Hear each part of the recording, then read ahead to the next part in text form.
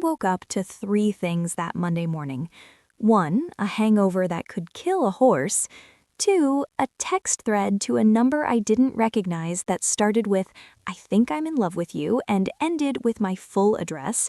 And 3, a man I'd never seen before standing at my door with croissants, coffee, and a marriage license with both our names already filled in. I'm Ivy Chen, and this is the story of how one drunk text at 2 a.m. turned into the most unhinged romance of my life. By Friday, I'd signed that license. By Saturday, I understood why he'd been waiting for me his whole life. And by Sunday, I realized he'd planned every second of this from the moment I hit send.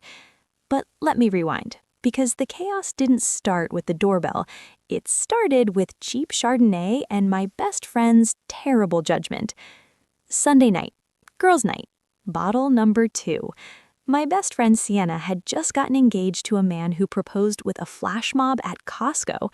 We were celebrating. Or mourning, honestly. The line was blurry after the second glass. My apartment was a disaster. Empty wine bottles cluttering the counter, cheese board decimated, both of us sprawled on my secondhand couch in oversized shirts with our makeup half melted off.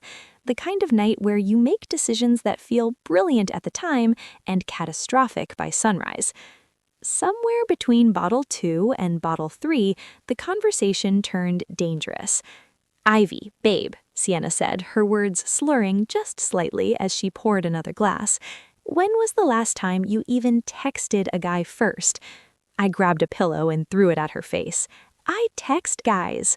She dodged, laughing so hard she nearly spilled her wine. "Your dentist reminders don't count." "That's not—" I started to protest, but she was right. God, she was right.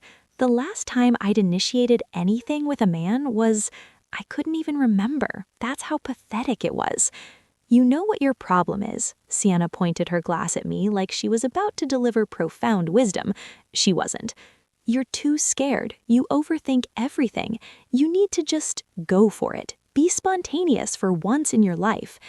"I'm spontaneous," I said defensively, even though we both knew it was a lie.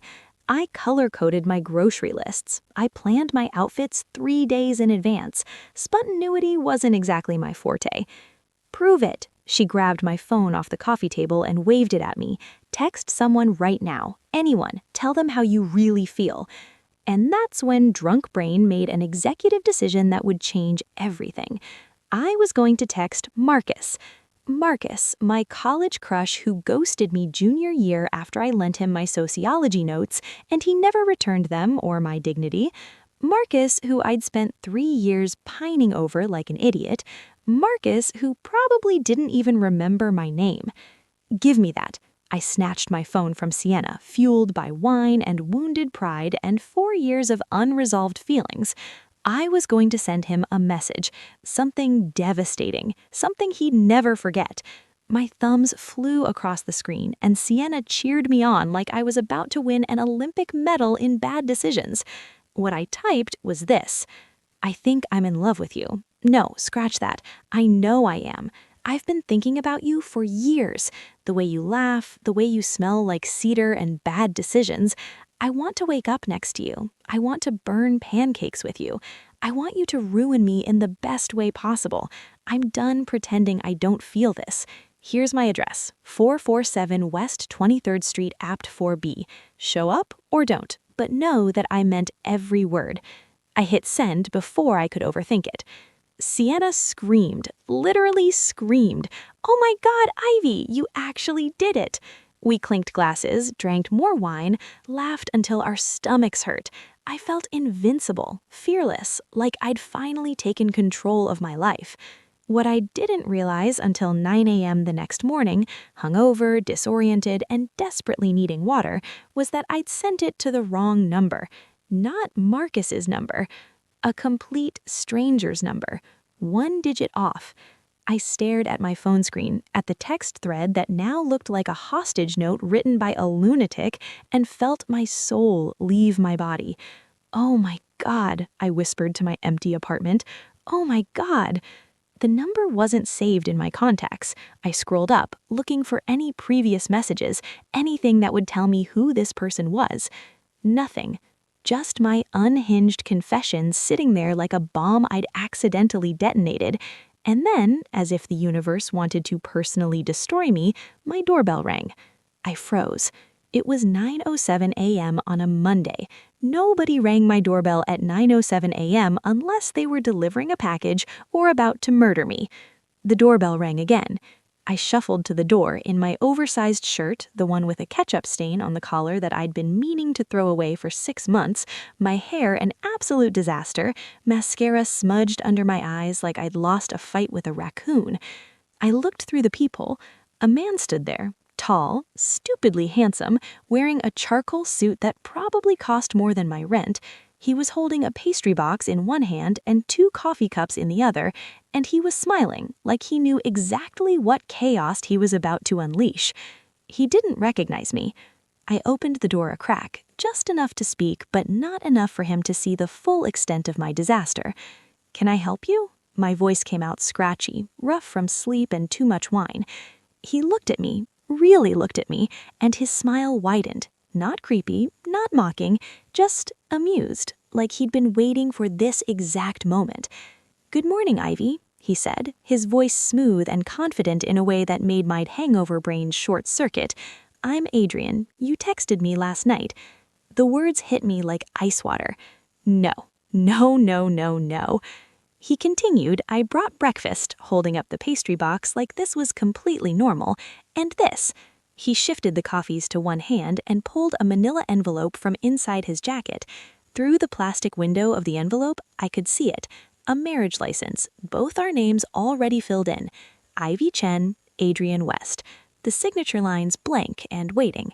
I blinked. Once, twice, hoping I was still asleep, hoping this was some wine-induced nightmare. It wasn't. "I'm sorry," I managed to croak out. "What?" Adrian's smile didn't falter. If anything, it grew warmer, more genuine. "You said you wanted to wake up next to me. I thought we'd start with coffee, but I'm a man who plans ahead." I stared at him, at the coffee, at the marriage license, at his perfectly tailored suit and his perfectly calm demeanor, and his perfectly insane response to a drunk text from a stranger. "I don't even know you," I finally said, gripping the doorframe for support. "Not yet," Adrian replied, his dark eyes fixed on mine with an intensity that made my stomach flip. And that's when I made my second terrible decision of the weekend. I let him in. I don't know what possessed me. Maybe it was the hangover clouding my judgment. Maybe it was the fact that he'd brought coffee and I desperately needed caffeine. Maybe it was the way he looked at me. Not like I was a mess in a ketchup-stained shirt, but like I was exactly what he'd been hoping to find. Whatever it was, I stepped aside. Adrian walked into my apartment like he'd been there 100 times before. He set the pastry box on my cluttered coffee table, moved aside an empty wine bottle with zero judgment, and sat on my couch like he owned it. I stood across from him, arms crossed defensively over my chest, trying to process what was happening. "Okay," I said slowly, my head pounding with every word. "Let me get this straight. You get a random drunk text from a stranger at 2 a.m. and your first move is to print a marriage license?" Adrian picked up one of the coffees and took a slow, deliberate sip before answering. "I had it printed at 6 a.m. I wanted to respect your sleep schedule." I actually laughed. It came out more like a disbelieving bark. That doesn't make it less insane. "You said you've been thinking about me for years," he said, calmly setting the coffee down. "I didn't want to waste any more time." I don't even... I pressed my palms to my forehead, trying to think through the fog. "That text wasn't meant for you. It was for someone else. This is all a huge mistake." "Was it?" Adrian leaned forward, elbows on his knees, his gaze never leaving mine. "A mistake?" "Yes, obviously." I gestured wildly at everything. At him, at the marriage license, at my disaster of a life. I drunk texted the wrong number. "Or," he said, his voice dropping lower, more serious, "you texted exactly who you needed to." The words hung in the air between us. I should have kicked him out, should have called the cops, should have done literally anything other than what I actually did, which was sit down on the couch, pick up the second coffee, and take a sip. It was perfect. Oat milk latte, extra shot, light foam. Exactly how I took my coffee.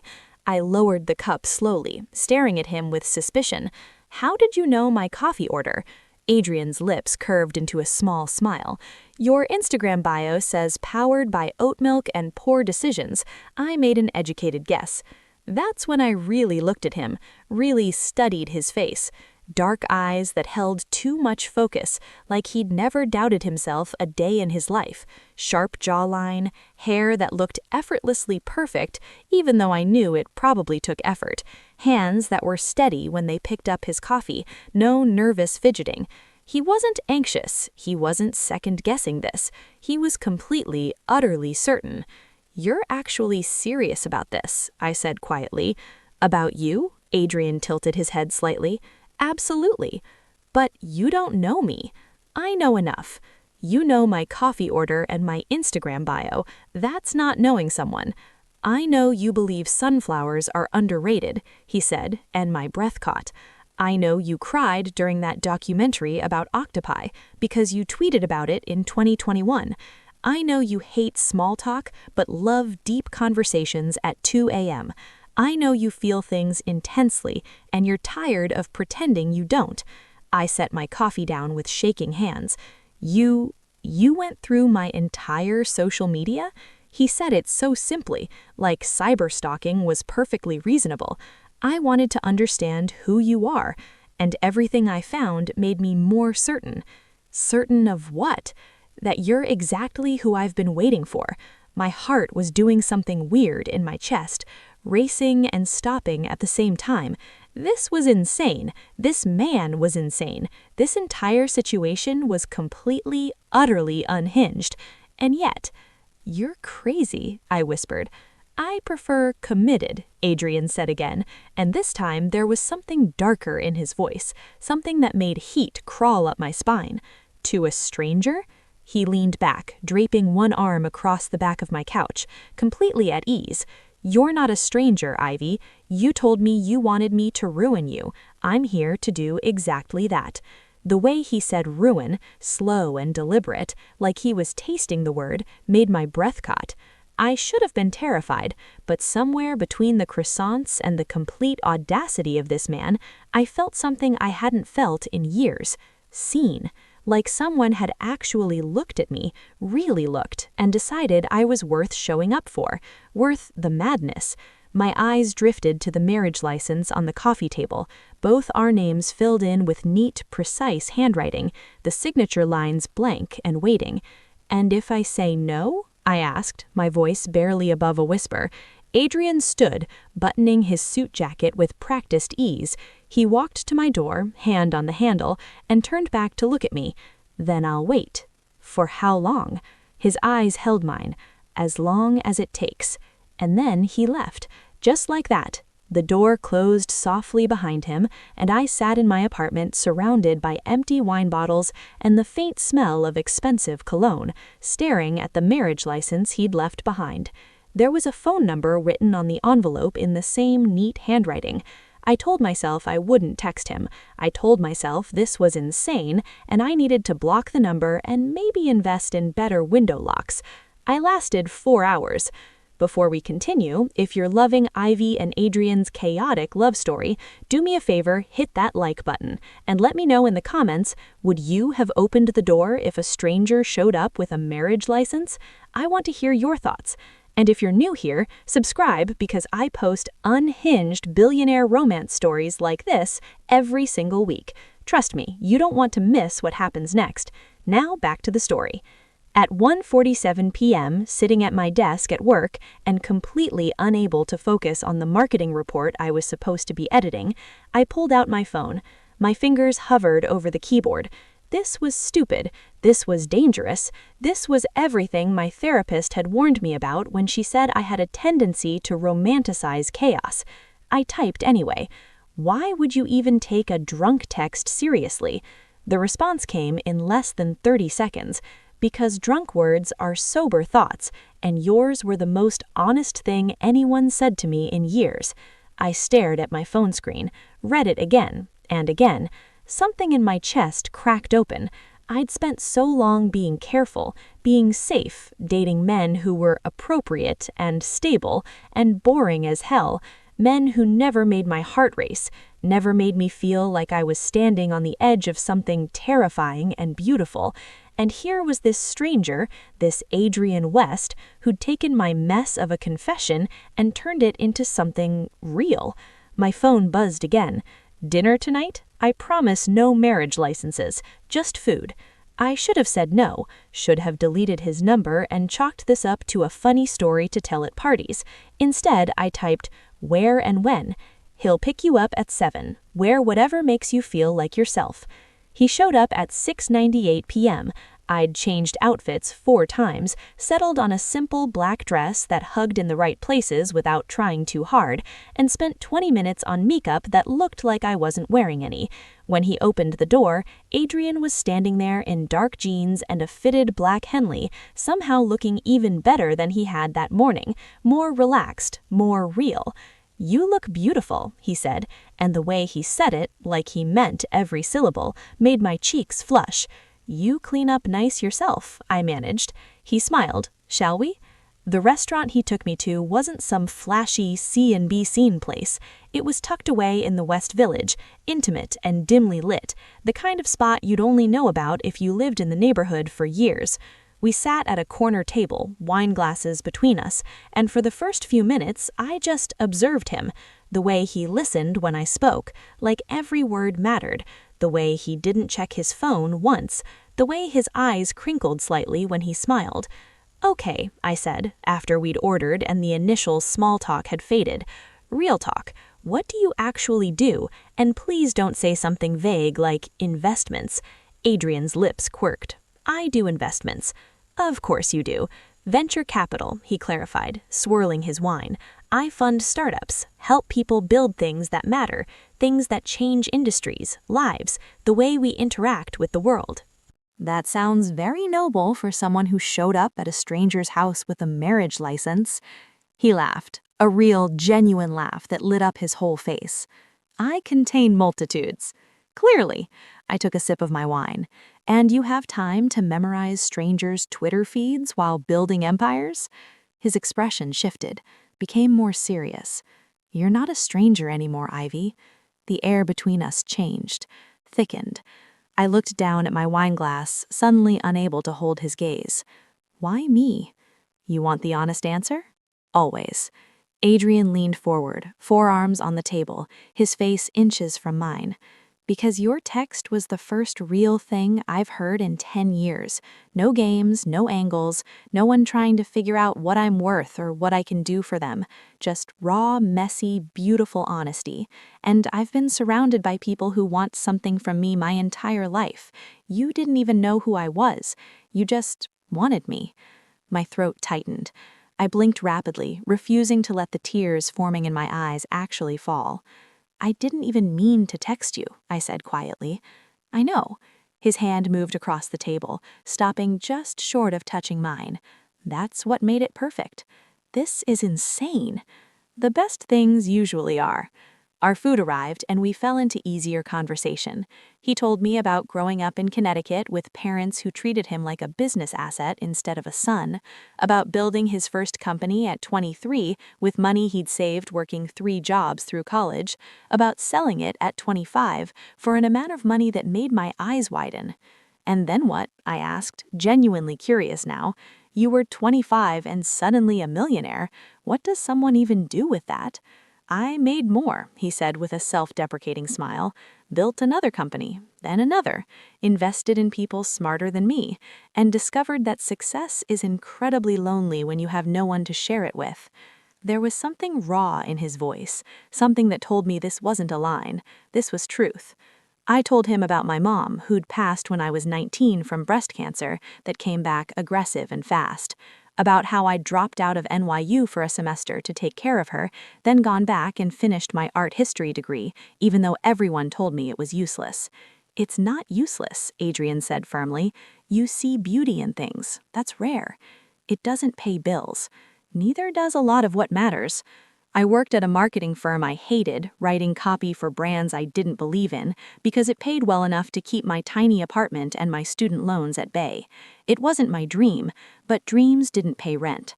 What would you do, Adrian asked, if money wasn't an issue, if you could do anything?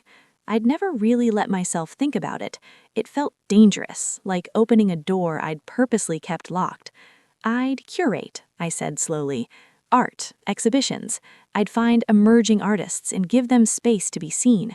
I'd create experiences that made people feel something. So do it.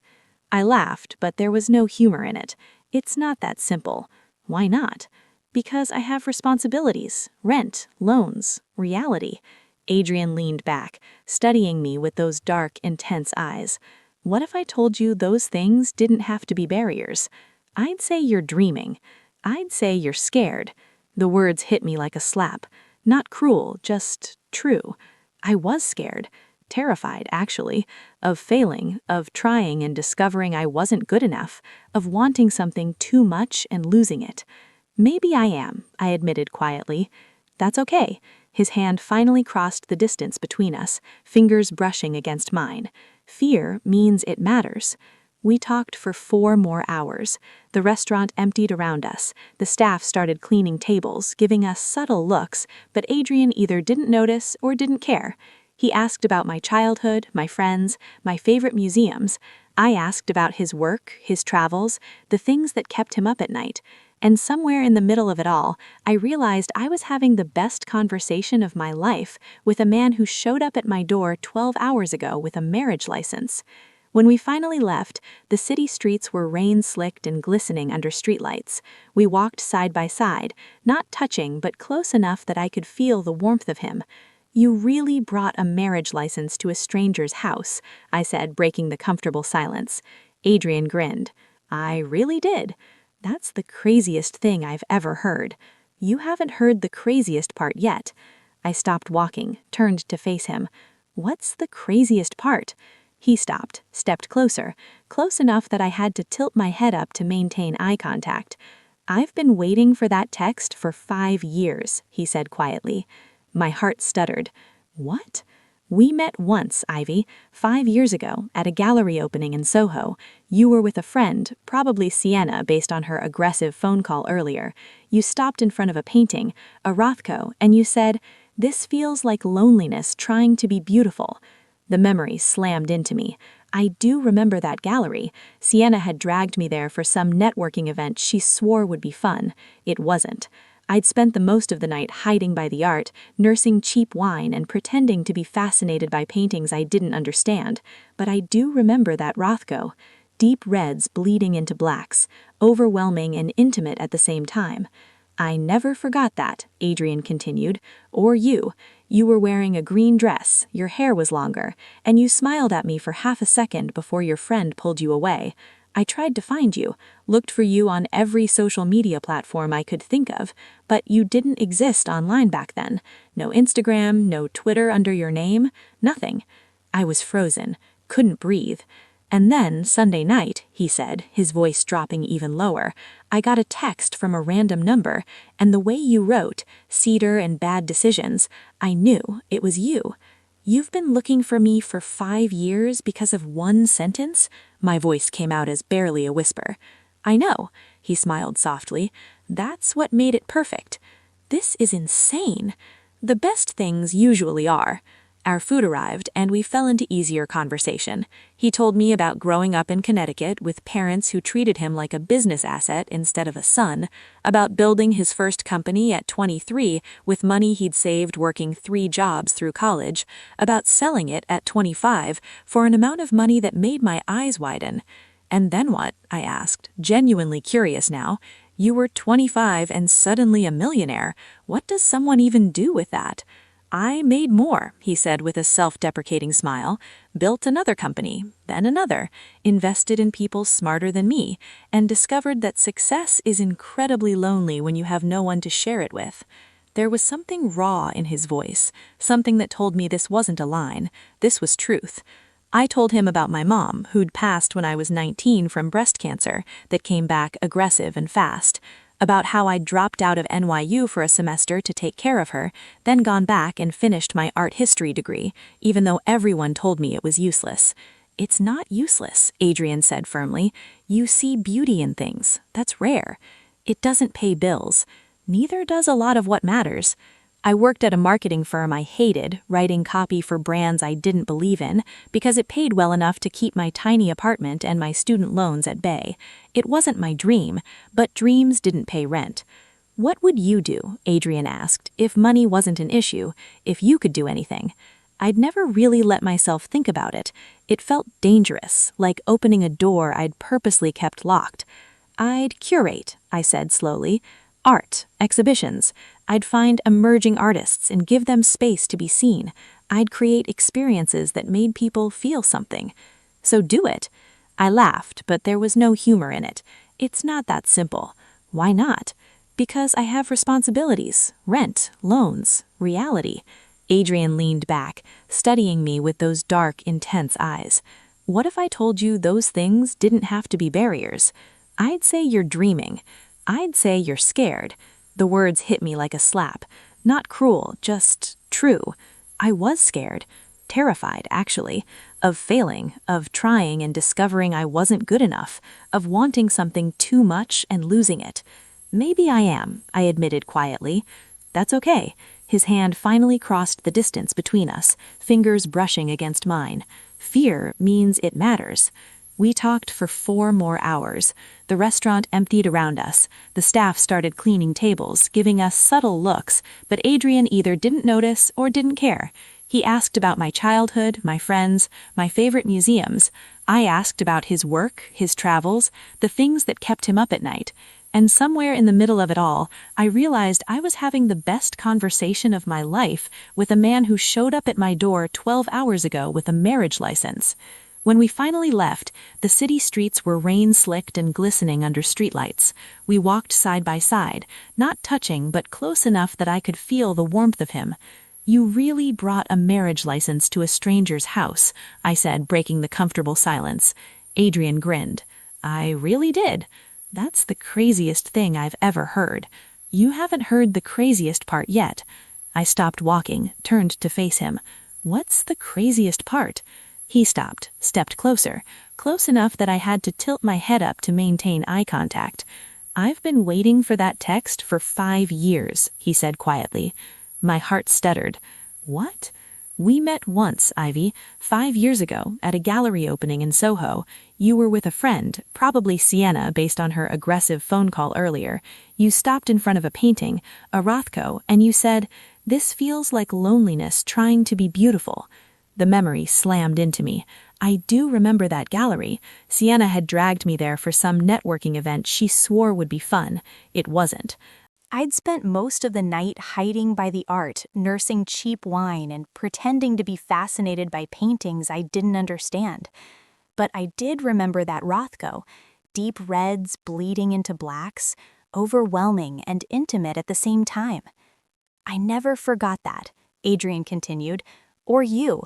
You were wearing a green dress, your hair was longer, and you smiled at me for half a second before your friend pulled you away.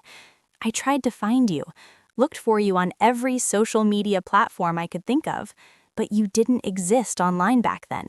No Instagram, no Twitter under your name, nothing. I was frozen, couldn't breathe. And then Sunday night, he said, his voice dropping even lower, I got a text from a random number, and the way you wrote, "Cedar and bad decisions," I knew it was you.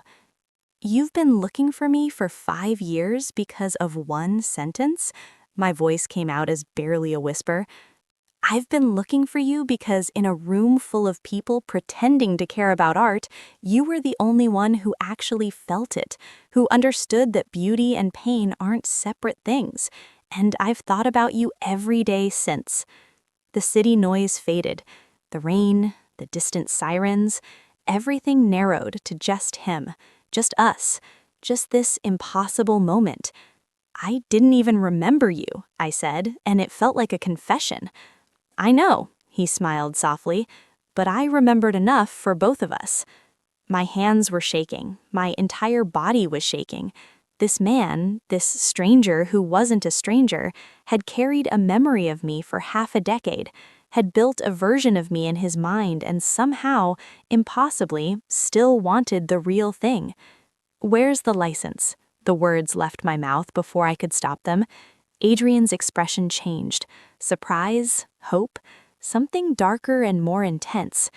"My apartment, 10 blocks from here." I should have gone home, should have taken this slow, should have done any of the reasonable things I'd built my life around. Instead, I said, "Let's go." His apartment was everything I'd expected and nothing I'd prepared for. Floor-to-ceiling windows overlooking Manhattan, minimalist furniture that somehow still felt warm, art on the walls, real art, pieces I recognized from galleries I'd only dreamed of visiting. And on the marble kitchen counter, exactly where he'd left it that morning, was the marriage license. I walked over to it slowly, picked it up, read every word. My name, his name, the blank signature lines waiting. "If I sign this," I said without turning around, "what happens?" Adrian's voice came from behind me, close enough that I could feel his presence. "We go to the courthouse tomorrow, make it legal, and then we figure it out, together." I turned to face him. "You don't think this is completely insane?" He thinks safe is overrated. He stepped closer, closing the distance until I could count his eyelashes if I wanted to. He thinks people spend their whole lives waiting for the right moment and die waiting. I think you sent me that text because some part of you was ready to burn your life down and build something better. And if I wasn't, if it really was just drunk rambling, then why are you here right now? He asked softly. Sober, clear-headed, in my apartment, holding that license like it's a possibility instead of a punchline? He was right. God, he was right. I'd come here knowing exactly what this was, what it meant, what I was considering. And I think, Adrian continued, his voice dropping to barely above a whisper, you came here tonight because you feel it too. Feel what? That we're inevitable. The word hung between us, heavy. True. He didn't kiss me, didn't push, just stood there, close enough that I could feel the heat of him, patient enough to let me make the choice. And I did. I set the license down, picked up the pen that was lying next to it, hovered over the signature line. Every rational part of my brain was screaming. This was insane. This was reckless. This was everything I'd spent my life avoiding. But another part, the part that had been quietly dying for years under the weight of safety and predictability, was singing. If this goes horribly wrong, I said, looking up at him with a small smile, I'm blaming the Chardonnay. Adrian's face broke into a grin. Noted. I signed. My signature, bold and clear and absolutely certain. I slid the paper across to him. He picked up the pen, didn't hesitate, signed his name next to mine with the same certainty I'd felt moments before. And just like that, I was married. To a man I'd known for 4 days, who I'd accidentally texted while drunk, who'd been carrying a memory of me for 5 years. Adrian set the pen down, looked at me with something I couldn't quite name but felt in every cell of my body. "Hello, wife," he said softly. I laughed. It came out breathless and slightly hysterical. "Hello, husband." And then he kissed me. Slow, certain, like he'd been waiting 5 years to do exactly this and wanted to savor every second. His hands cupped my face, mine found his chest, feeling his heart racing as fast as mine. The kiss deepened, and I forgot about logic, about reason, about every carefully constructed wall I'd built around my heart. All I knew was this: I'd never felt more alive. I woke up to sunlight streaming through unfamiliar windows. For a moment, I didn't know where I was. Then I saw the signed marriage license on the nightstand. Then I felt the weight of an arm around my waist. Then I remembered everything. Oh, God, I'd gotten married to Adrian West after knowing him for less than a week. I should have panicked, should have regretted, should have spiraled into the anxiety spiral that usually greeted me in moments of uncertainty. Instead, I felt peaceful. "Morning, Mrs. West." His voice was rough with sleep, warm against my ear. I turned in his arms to face him. His hair was messy, he had pillow creases on his face. He looked completely, perfectly human. "That's going to take some getting used to," I said. "We have time." He kissed my forehead, got up, walked to the kitchen in nothing but sweatpants that hung low on his hips, and started making coffee. I watched him from the bed, this man who was now my husband, and felt a bubble of laughter rising in my chest. This was insane. This was perfect. This was mine. My phone started buzzing on the nightstand, Sienna's name flashing across the screen. I ignored it. It buzzed again, and 4 more times. Finally, I texted her back, "I got married." The response was immediate. "What? To who? Ivy, answer your phone. I swear to God if you're joking. Call me right now." I called. She answered before the first ring finished. "You what?" Sienna's scream nearly blew out my eardrum. "I got married," I said calmly, watching Adrian at the kitchen counter. He looked back at me, grinning. "To the guy I drunk texted." "The wrong number guy?" Turns out it was the right number. "Ivy Chen, I leave you alone for 4 days. Sienna, breathe. I'm happy, really, really happy." There was a pause. I could hear her breathing heavily on the other end. "Is he there right now?" she asked suspiciously. "Yes." "Put him on." I got out of bed, walked over to Adrian, and handed him the phone. "My best friend wants to talk to you." He took it, entirely too amused by this whole situation. "Hello, Sienna." I couldn't hear her response, but I saw his expression shift, become more serious. "I understand your concern," he said calmly, "and if you're about to threaten me, I respect that, but I need you to know something." He looked at me as he spoke, his eyes holding mine. "I waited 5 years for her. I'm not going anywhere." Silence on the other end. Then I heard Sienna's muffled voice, quieter now. Adrian smiled. "I promise." A pause. "Yes, I have your word." He handed the phone back to me. "He's not a serial killer, right?" Sienna asked immediately. "I don't think so." "That's not reassuring, Ivy." "Sienna." I walked to the window, looking out at the city. "I know this is crazy. I know it doesn't make sense, but I need you to trust me." Another pause, longer this time. "Fine," she finally said, "but I'm coming over tomorrow with mace, just in case." I wouldn't expect anything less. "I love you, you absolute lunatic." "Love you too." I hung up. Adrian wrapped his arms around me from behind, resting his chin on my shoulder. "She seems protective." "She's the best." "Good. You deserve people who look out for you." We stood like that for a long moment, watching the city wake up below us, strangers going about their normal Monday mornings, people who hadn't just married someone they barely knew. "What happens now?" I asked quietly. "Now?" Adrian kissed my shoulder. "We figure it out, together, day by day." "What if we're terrible at being married?" "Then we'll be terrible at it together." "You're very confident for someone who's never been married before." "How do you know I haven't?" I froze. "Have you?" He laughed. "No, you're my first, my only." Good answer. He kissed me then, soft and sweet and full of promise, and standing there in his apartment, my apartment now, I supposed, in a city full of millions of people, I'd never felt less alone. 3 months later, we were still married, still figuring it out, still completely, beautifully insane. People asked how we made it work, how we went from drunk text to marriage to actual functioning relationship. The truth is, we didn't overthink it. We learned each other. I learned that Adrian couldn't function before his second cup of coffee, that he had a tell when he was stressed, his jaw would tighten just slightly and he'd roll his shoulders, that he slept on the left side of the bed always without negotiation. He learned that I needed silence in the mornings, that I stress clean climbed anxious, that I cried at basically every animal documentary ever made. We had date nights, walks through Central Park, arguments about whether pineapple belonged on pizza, which it did and I would die on that hill, Lazy Sundays where we didn't leave the apartment. Real life. Messy, imperfect, perfect. He surprised me on a random Tuesday by taking me to a gallery showing for an emerging artist he thought I'd love. He was right. The artist painted in layers of translucent color that looked like light trying to escape darkness.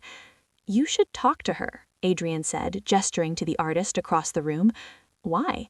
"Because you have things to say about her work, because she'd want to hear them, because you're brilliant and you hide it." So I did. I talked to her for an hour about technique and vision and what it meant to create something beautiful in a world that often felt ugly. And when we left, Adrian handed me a business card. "What's this?" I asked. "An office space in Chelsea, 3,000 square feet. It's yours if you want it." I stopped walking. "What?" "For your gallery," he said, like it was obvious, like he hadn't just offered me the thing I'd dreamed about for years.